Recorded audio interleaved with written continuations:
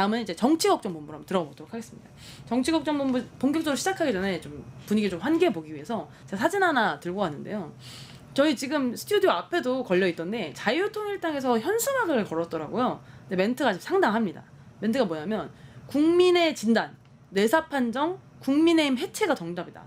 그러니까 자유통일당도 국민의힘 해체가 정답이라고 지금 외치고 있어요. 거의 뭐 극우 내부 분열이 아닌가 이런 생각이 들 정도인데 사진에서 보시는 것처럼 이게 지금 전국에 다 걸리고 있는 것 같아요. 그래서 자유통일당에게도 저희가 원래 이제 내라는 정당 해상본부도 있잖아요. 그래서 거기 가입을 권해드리면서 오늘 정치걱정본부 시작해보도록 하겠습니다. 첫 번째로 가져온 이야기는 김건희 특검입니다. 3특검이 계속 이제 진행되고 있는 와중에 있는데요. 사실 이 김건희 특검 관련해서는 전 국민에게 생중계됐던 사건과 의혹이 워낙 이제 많아서 저희 입장에서는 이제 어느 정도 수사도 다 됐고 뭐 이래야 됐다고 생각하는데 또 현실은 그렇지 않은 것 같아요. 그래서 사건이 일어난 지가 뭐 22년도 사건들도 있고 그 전 사건들도 있다 보니까 이 앞으로 특검이 진행될 때마다 이 김건희 특검에 대한 사건은 좀 하나씩 좀 계속 짚어보려고 합니다. 그래서 오늘은 이 김건희 특검의 구성과 제목을 같이 한번 좀 꼼꼼히 살펴보면서 이런 내용들을 앞으로 좀 더 팔로우 해보도록 하겠습니다. 근데 이제 김건희 특검이 사실 뭐 이번에 이제 시작하지만 사실 이 시도했던 거는 뭐 처음이 아닙니다. 무려 4번이나 시도했고 4번이 다 이제 대통령이 거부권을 행사하면서 그때 가장 유행했던 말이 거부하는 자가 범인이다. 뭐 이런 얘기가 나왔는데요. 5번째 만에야 이제 탄핵 이후에야 지금 특검법이 통과가 됐습니다. 그래서 그토록 거부했던 이유가 뭔지 한번 좀 같이 보면 좋을 것 같은데요. 김건희 특검법에는 도대체 뭐가 들어있길래 이렇게 거부를 했었던 거예요?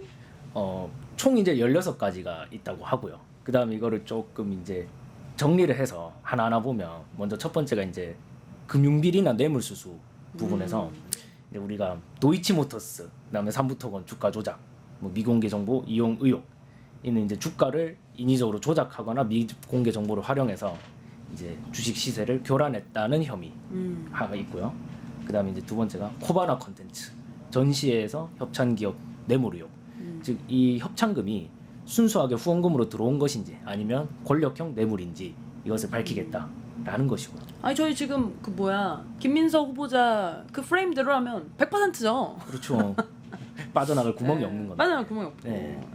그다음에 이제 우리 디올백으로 대표되는 명품백, 다이아 목걸이 등 고가 선물 수수, 이제 샤넬 그라프, 반클리프앤 같은 고가 브랜드 선물 수수 의혹까지 이제 금융비리 및 뇌물수수 부분에 이제 수사 대상으로 지금 나와 있는 항목들이죠. 아니 근데 이게 1번부터 3번인 거잖아요. 16개 중에 지금 시청자 여러분 지금 말씀드린 게 이 특검의 전부가 아니라 특검이 16가지가 있는데 그 중에 1번부터 3번이 바로 이겁니다. 그러니까 이것만 봐도 특검을 해야 되는데 남아있는 건 더 있다. 남아있는 것도 뭐가 있는 거예요? 그러니까 지금 하나하나 뼈아프지 않은 게 없기 때문에 네. 지금까지 뭐 반대를 할 수밖에 없었던 거죠. 윤석열 전 대통령 정부에서 뭐 방금 말씀하신 것에 이어서 이제 국정농단의 의혹도 있고요. 뭐 채용 대통령실의 뭐 인사 채용 같은 부분도 있고 이 양평 땅에 관한 문제, 이런 국가기밀의 유출 이런 부분의 문제도 있고 선거 개입의 의혹도 있고요. 공천 개입에 한 것도 많이 나와 있고 또 대통령실에 이제 이 지위를 이용을 해서 이 영분이라는 지위를 이용을 해서 대통령 비서를 자기가 이제 사적으로 데리고 다닌다든가 하는 문제도 있었고 그 가장 이제 검찰의 수사를 방해하고 그동안 계속 말하자면 검찰이 이제 군림해 왔었죠. 그 국민의 김대식 의원의 표현에 따르면 그동안 국무로서 국민의 국무로서 그렇게 이제 추앙받고 있었다가 왕적 지위를 누리고 있어요. 네, 이제는 이제 특검을 통해서 이제 수사를 받을 수밖에 없게 되었고 이제 안 아플 수가 없죠. 병원에 가는 거 이제 뭐 얼마나 괴롭고 힘들겠습니까? 이제 곧 이제 가셔야 될 텐데. 그러니까 이런 16가지 의혹들이 하나하나가 다 아프지 않는 게 없기 때문에 그동안 그렇게 반발을 해왔던 것이고 이게 본격적으로 시작이 되니 이제 도망친 것이죠 지금. 이러니까 우울증과 공황이 몰려볼 수밖에 없는. 그러니까요. 어디를 봐도 지금 감옥 엔딩밖에 지금 안 보이니까 지금 병원에 들어갈 수밖에 없는 현실이라는 점. 눈앞이 깜깜하겠죠. 네. 그리고 또 최근에 또 많이 이제 의혹으로 불거지는 것이 이제 댓글에도 나왔지만 이 마약 관련돼서 연계가 있는 것 같다. 이런 얘기들도 계속 나오가 있어요. 그러니까 어떻게 보면은 사실 이 김건희라는 사람에 대한 수사가 사실은 검찰 입장에서는 이 특검 전에도 워낙 할 수 있는 시간이 많았기 때문에 충분히 조사됐을 것이다라고 생각했는데 특검이 생긴 이후로 새롭게 등장하는 의혹이라든지 녹취록이라든지 이런 것들이 많은 걸 보니까 아직도 이 16개만 있는 게 아닐 수도 있다. 16개가 160개까지 될 가능성 굉장히 농후하다. 저는 좀 이렇게 보고 있어요. 왜냐면 가장 제가 생각했을 때는 가장 큰 문제점은 이게 너무 사안사안 하나하나가 다 너무 사적 이익을 위한 내용들이라는 거예요. 공적인 게 하나도 네? 없어요. 뭔가 어떻게 좀 그러지? 국정 운영을 하는 뭐 방향에서 뭐 이렇게 좀 잘못 방향을 잡아가지고 이렇게 가면 안 되는데 이거를 좀 잘못 틀었다 이런 부분이라면은 그래도 이게 정책적으로 좀 잘못한 부분이 있을 수 있겠다 이런 내용으로 갈 수도 있겠는데 이건 하나하나가 다 너무 뭐 명품백, 뭐 땅, 뭐 부동산 이익, 뭐 주식 너무 말하면 짜치는 거예요. 짜치죠. 아니 왜냐면 이게 사실은 국가의 리더십의 권력을 사용해서 디올백을 받은 거잖아요. 국가의 권력을 활용해서 샤넬을 받은 거고. 그러니까 엄청 짜치는 일이죠, 사실은. 너무 부끄러운 거죠. 부끄러운 거죠. 그리고 심지어 이게 물품만 받은 게 아니라 현금도 받고자 했고 주식도 받고자 했고 사람도 받고자 했고 이런 너무나 많은 개인적인 어떤 사적 이익을 추구하는 과정을 보면서 도대체 어떻게 저런 사람들이 대권에 나와서 대통령이 됐지? 정말 다시 한번 과거의 정말 국민들의 삶을 좀 타임머신으로 돌려서 바꾸고 싶은 그런 생각이 드는 것 같아요. 어떤 의혹이 가장 좀 마음에 걸리세요? 저는 지금 크게 두 가지가 좀 저는 이제 궁금한데요. 일단 첫 번째가 제가 이제 경남에 있다 보니까 이 지금 김건희 씨의 의혹 중에 하나가 22년 지방선거 공천 개입 의혹이 있지 않습니까? 있죠. 예, 명태균 사건. 예, 창원시 의창구에서 국회의원 보궐선거를 했습니다. 그때 이제 김영선 의원이 나와서 당선이 됐죠. 전 의원이 나와서 이제 당선이 됐는데 거기에 이제 김건희 씨가 이제 개입한 것이 아니냐 이런 의혹. 아무래도 또 제가 초중고를 다 나온 곳이 창원시 의창구이기 때문에 더 좀 궁금하고요. 예.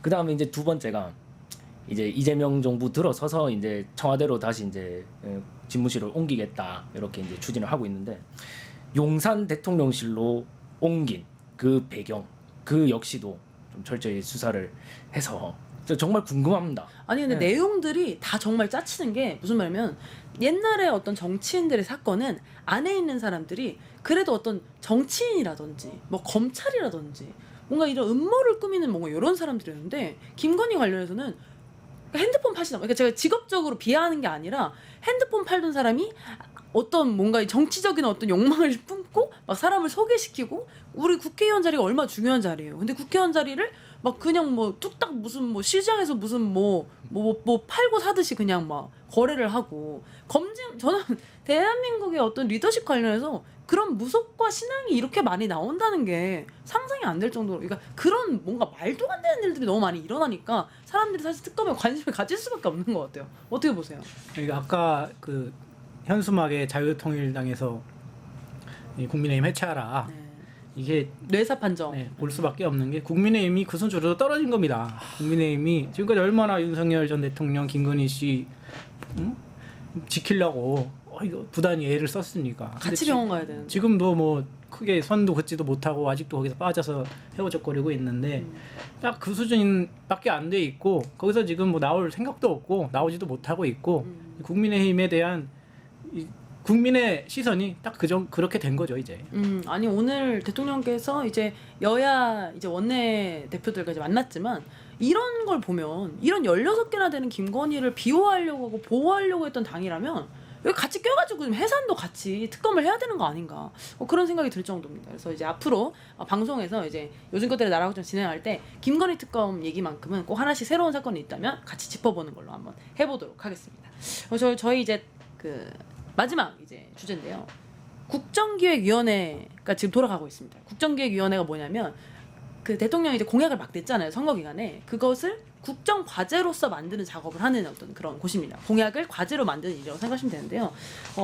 최근에 이 국정기획위원회에서 나왔던 얘기들 중에 하나는 물론 이제 뭐 이 업무 보고를 제대로 안 한다 이것들이 대통령의 공약을 행정부가 딱 수행할 수 있도록 와가지고 제대로 공약이 뭔지도 보고 지금까지 이런 활동을 했다고 보거나 뭐 국정 철학에 대한 이게 너무 부족하다 이런 얘기도 있었지만 사실 이거보다 우리가 관심 있는 건 대통령이 공약했던 주 4.5일제 진짜로 되냐 안 되냐 뭐 이것이 관심인데 최근에 이것이 이제 논의 탭으로 올라왔습니다. 그래서 이제 주 4.5일제 48시간제로 가는 것을 어떻게 가져갈 것이냐 이런 이제 얘기를 하고 있는데요.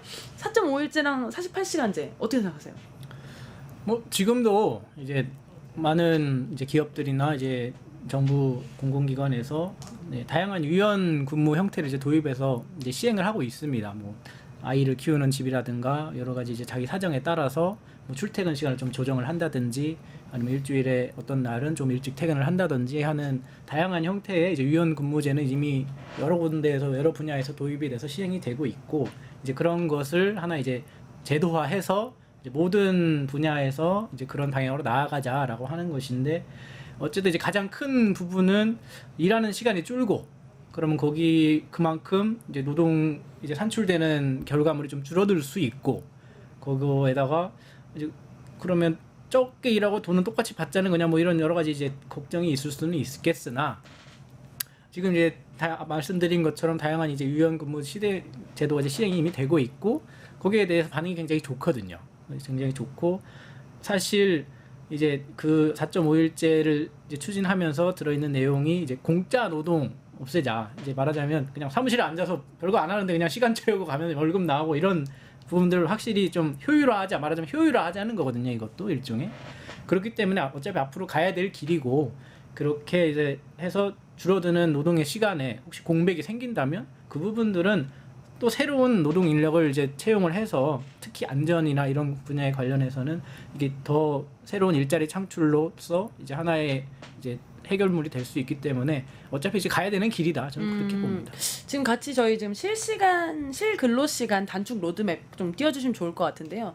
원래 이제 공약을 이제 대통령이 후보 시절에 냈을 때는 뭐 주 4.5일제 그럼 뭐 되자마자 시행하는 겁니까? 이렇게 물어봤을 때 단계적으로 사회적 합의를 거치면서 갈 겁니다. 요 정도 이제 얘기였는데요. 이제 그런 단축 로드맵이 이제 지금 보시는 것처럼 25년 하반기에는 이제 1단계, 2026년에 2단계, 2027년 이후부터 좀 뭔가 이 사회적 이제 대화를 통해서 주전 4.5일제를 도입해 보자라는 내용입니다. 그래서 안에 보시면 어떻게 보면 4.5일제라는 얘기로 표현됐지만 그거보다 더 디테일한 어떤 우리들의 어떤 노동 질을 높일 내용들이 있어요.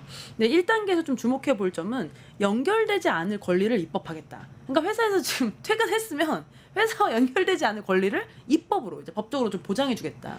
두 번째는 지금까지는 말씀해 주신 어떤 시차 출근이라든지 이런 것들이 회사의 어떤 규칙으로만 그러니까 어떻게 보면 좀 좋은 회사는 하고 아닌 회사는 안 하고 이런 어떤 수준이었는데 시차 출근이라든지 재택근무의 법적 근거를 마련하겠다. 그래서 어떻게 보면 노동에 대한 다양해진 환경들을 법적으로 뭔가 근거를 만들어가는 작업을 좀 하고 이후에는 뭐 근로시간을 기록하고 뭐 이런 것들 말씀하신 어떤 근로 효율이죠. 근로 효율 관련된 것들을 추진한 다음에 2027년부터는 좀 뭔가 진짜 본격적으로 좀 4.5일제를 가보자 뭐 이런 내용으로 좀 로드맵이 잡힌 것 같습니다. 이런 로드맵 어떻게 보세요? 저는 이제 현장에서 일하는 노동자로서 이 4.5일제의 도입을 놓고 제가 이제 해본 생각이 사실 여러 가지 형태를 통해서 근로 시간을 단축할 수 있죠. 뭐 이제 지금 뭐 뉴스에서 이제 자주 하는 얘기는 뭐 금요일 저녁을 뭐 보장하자. 뭐 예를 들면 그런 식으로 월화수목은 일하고 금요일은 뭐 한 반나절 정도 일하고 일찍 가서 가족들과 시간을 보내고 워라밸을 즐긴다. 뭐 이렇게 될 수도 있고요. 근데 이제 제가 제 머릿속으로 한번 생각을 해본 건데요. 저는 이제 현장에서 근무를 하고 있고 그렇기 때문에 특히 지금처럼 혹서기 혹한기 때 날씨의 영향을 굉장히 많이 받습니다. 그러면 이제 장마 때는 뭐 엄청나게 이제 쏟아지는 빗 속에서 일을 해야 되고요. 또 햇볕 쨍쨍한 매우 더운 날에는 그 햇빛 이제 다 받아가면서 따가움을 참아가면서 일을 하는데 그럴 때 이제 이 주 4.5일제가 도입이 되면 이제 예를 들면 비가 폭우가 예보된 날에는 조금 이제 근로 시간을 좀 유연하게 줄이고 뭐 이런 식으로 해서 조금 이제 노동자들의 어떤 안전도 보호하고 또 이제 앞서 이제 대표님 말씀하신 것처럼 뭐 시차 출퇴근 또는 뭐 재택근무처럼 근로의 유연성을 도모할 수 있다는 측면에서 물론 이게 저는 당장에 실현되기에는 이제 각 분야별로도 이제 이견이 상당히 많이 나올 것이고 또 4.5일제가 현실적으로 어려운 직군도 있을 것이고요. 근데 근로 시간이 좀 더 필요한 그런 부분도 있을 거기 때문에 당장에는 어렵겠지만 이렇게 이제 시도를 하고 또 일부나마 이제 시범적으로 이런 걸 한번 해 나간다는데 좀 큰 의의가 있다. 그래서 저는 이 4.5일제 어쨌든 저는 개인적으로 굉장히 환영합니다. 너무 좋습니다. 사실 지금까지는 이 앞에 있던 3년 너무 힘들고 시끄럽고 말도 안 되는 얘기만 많았는데 정말 대선 한번 치렀을 뿐인데 공짜 노동 근절, 휴식 있는 삶, 4.5일제 이런 얘기를 들을 수 있어서 사실 국민들 입장에서는 좀 삶에 대해서 좀 긍정하게 되는 효과도 확실히 있지 않나 싶어요. 말씀하신 대로 현장에서는 적용하기 어려운 부분들이 있을 테지만 정말 정부에서 적극적으로 좀 이제 투자할 거든 투자하고 또 정부가 감당할 건 감당해서 좀 국민들에게 정말 희망을 주는 좀 그런 노동 환경 만들어지면 너무 좋겠다. 그런 생각해 봅니다. 오늘도 벌써 이렇게 시간이 1시간이나 뚝딱 흘러가 버렸습니다. 나라 걱정하다 보면은 뭐 시간이 언제 흘러가는지도 모르겠어요. 그래서 두 분 오늘 마지막으로 소감 한 마디씩 듣고 방송 마무리하도록 하겠습니다. 마지막 내용이 지금 4.5일째여서 퍼뜩 드는 생각이 저 같은 이제 육아를 하는 입장에서는 4.5일째가 다 무슨 소리냐. 노동자가 아니에요. 이렇게 생각하고 어쨌든 네. 오늘도 이렇게 금방 시간이 흘러버렸네요. 그래도 정말 말씀하신 것처럼 이제 대선 치른 지 고작 3주 정도 지났는데 고민의 수준이 상당히 많이 달라진 것 같아요. 아까 말씀드렸던 것처럼 뭐 김건희 씨 무슨 이런 정말 하찮은 것들에 대해서 우리가 고민을 했어야 된다면 지금은 정말 이제 나라 걱정, 나라가 어떻게 잘 굴러갈 것인가 이런 걱정을 할 수 있는 부분이 오히려 긍정적인 것 같습니다. 너무나 맞는 말씀. 하찮은 것에서 나라 걱정으로 전환. 어떻게 보셨어요? 저도 이제 이재명 정부 출범 이후에 아침에 일어날 때 너무 상쾌해요. 원래라면 알람 소리 듣고 또 출근해야 되네 이렇게 막 했는데 지금은 하루하루 새로 이제 우리의 삶을 바꾸고 개선해 나갈 수 있는 그런 아이디어 브레인스토밍이 계속 되고 있지 않습니까? 정부에서 뭐 쉼없이 지금 국무회의도 하고 일도 하고 있고 그래서 이제 아침에 일어나는 게 너무 기분이 좋아요. 상쾌하고. 그래서 오늘 방송하면서도 느꼈지만 뭐 물론 우리가 해결해 나가야 될 일들이 많죠. 외교적으로도 어렵고 그리고 이제 우리 이제 내수 경기도 너무 어렵고 그렇지만 이렇게 많은 사람들이 그 지난 3년 동안 하지 못했던 브레인스토밍 또 새로운 아이디어 우리의 삶을 조금 개선하고 또 발전시켜 나갈 수 있는 그런 방안들을 이렇게 논의할 수 있는 자리에 제가 함께 할 수 있어서 늘 영광이고 오늘 되게 뜻깊은 시간이었던 것 같습니다. 너무 좋습니다. 이 지난 3년이 너무나 아깝다. 그리고 지난 3주 너무나 알찼다. 앞으로 있을 5년 너무나 기대된다. 이런 생각이 드는 것 같습니다. 오늘도 같이 나라 걱정 나눠주셔서 너무나 감사하고 시청자 여러분과도 계속 같이 나라 걱정 나눠가도록 하겠습니다. 그럼 저희 다음 주에 뵙겠습니다. 감사합니다. 고생하셨습니다. 뉴스토마토가 12.3 내란을 막아낸 시민영웅 1000명 찾기 프로젝트를 진행합니다. 내란을 막고 탄핵 소추를 이뤄낸 시민영웅 1000명을 찾아내 대한민국 민주주의의 역사로 기록하고 시상의 본보기로 삼음으로써 민주주의를 더 널리 확산하기 위한 프로젝트입니다. 이 과정에 직접 참여했거나 참여자를 추천해 주실 분들은 우측 제보하기 QR코드나 아래 메일로 추천 및 제보해 주세요. 많은 참여 바랍니다. 뉴스토마토와 함께해 주실 분들을 기다립니다.